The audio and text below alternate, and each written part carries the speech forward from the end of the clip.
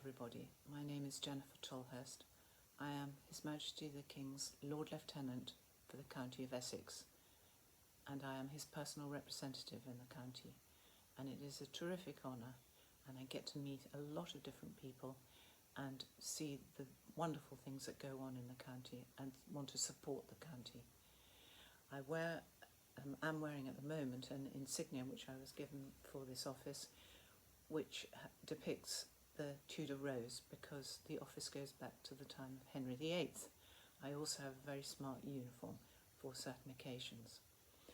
Now, I'm wanting to read you a little bit, and the book I've chosen is The Wind in the Willows, and I'm at the bit where Moley has gone missing, and there's a strong suspicion that he has gone to the wild wood. Ratty lives on the riverbank, and Moley has been staying with him, and Ratty has been asleep and he's just woken up, and this is where it starts. But the mole was not there. He listened for a time. The house seemed very quiet, and then he called, "Moley, Moley," several times, and receiving no answer, got up and went out into the hall. The mole's cap was missing from its accustomed peg.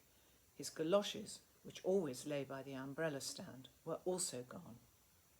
The rat left the house and carefully examined the muddy surface of the ground outside, hoping to find the mole's tracks. There they were, sure enough. The galoshes were new, just bought for the winter, and the pimples on the soles were fresh and sharp. He could see the imprints of them in the mud, running along straight and purposeful, leading direct to the wild wood.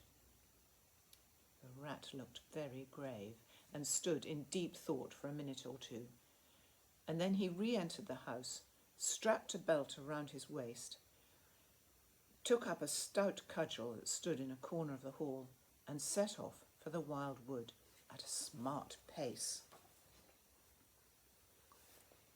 He had patiently hunted through the wood for an hour or more, when at last, to his joy, he heard a little answering cry.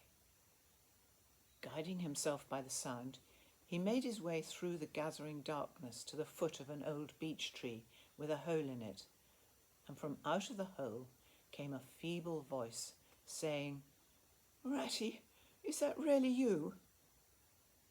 The rat crept into the hollow, and there he found the mole exhausted and still trembling. "Oh, rat," he cried, "I've been so frightened, you can't think." "Now then," said the rat presently, "we really must pull ourselves together and make a start for home while there's still a little light left. It will never do to spend the night here. You do understand? It's too cold for one thing." "Dear Ratty," said the poor mole, "I'm dreadfully sorry, but I'm simply dead beat, and that's a solid fact. You must let me rest here a while longer and get my strength back if I'm to get home at all." "Oh, all right," said the good-natured rat. "Rest away. It's pretty nearly pitch dark now anyhow, and there ought to be a bit of a moon later." When at last the mole woke up, much refreshed and in his usual spirits, the rat said, "Now then, I'll just take a look outside and see if everything's quiet, and then we really must be off." He went to the entrance of their retreat and put his head out, and then the mole heard him say quietly to himself, "Hello, hello, here is a go." "What's up, Ratty?" asked the mole. "Snow is up," replied the rat briefly, "or rather down. It's snowing hard." "Well, it can't be helped," said the rat, after pondering. "We must make a start and take our chance, I suppose. The worst of it is I don't know exactly where we are, and now this snow makes everything look so very different. We can't sit here very long. We shall have to make another push for it and do something or other. The cold is too awful for anything, and the snow will soon be too deep for us to wade through." They got on their feet and struggled down into the dell, where they hunted about for a cave or some corner that was dry and a protection from the keen wind and the whirling snow. Suddenly The mole tripped up and fell forward on his face with a squeal. "Oh, my leg," he cried. "Oh, my poor shin!" And he sat up on the snow and nursed his leg in both his front paws. "Poor old mole," said the rat kindly. "You don't seem to be having much luck today, do you? Let's have a look at the leg. Yes," he went on, going down on his knees to look. "You've cut your shin, sure enough. Wait till I get at my handkerchief and I'll tie it up for you." "I must have tripped over a hidden branch or a stump," said the mole miserably. "Oh my, oh my." "It's a very clean cut," said the rat, examining it again attentively. "That was never done by a branch or a stump. Looks as if it was made by a sharp edge or something in a metal. Funny." He pondered a while and examined the humps and slopes that surrounded him. He scratched and shovelled and explored, all four legs working busily, while the mole waited impatiently, remarking at intervals, "Oh, come on, rat." Suddenly the rat cried, "Hooray!" and then, "Hooray, hooray, hooray, hooray!" and fell to executing a feeble jig in the snow. "What have you found, Ratty?" asked the mole, still nursing his leg. "Come and see," said the delighted rat as he jigged on. The mole hobbled up to the spot and had a good look. "Well," he said at last slowly, "I see it right enough.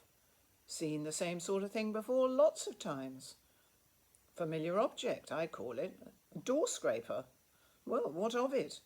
Why dance jigs around a door scraper?" "But don't you see what it means, you dull-witted animal?" cried the rat impatiently. "Of course I see what it means," replied the mole. "Simply means that some very careless and forgetful person has left his door scraper lying about in the middle of the wild wood, just where it's sure to trip everybody up. Very thoughtless of him, I call it." "Oh dear," cried the rat in despair at his obtuseness. "Here, stop arguing and come and scrape." And as he set to work again and made the snow fly in all directions around him, some 10 minutes' hard work, and the point of the rat's cudgel struck something that sounded hollow. He worked till he could get a paw through and feel, and then called Mole to come and help him.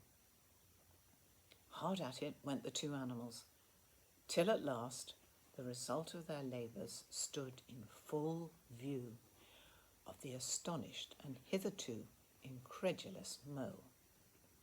In the side of what had seemed to be a snowbank stood a solid-looking little door, painted a dark green. An iron bell pull hung by the side, and below it, on a small brass plate, neatly engraved in square capital letters, they could read by the aid of moonlight, "Mr. Badger."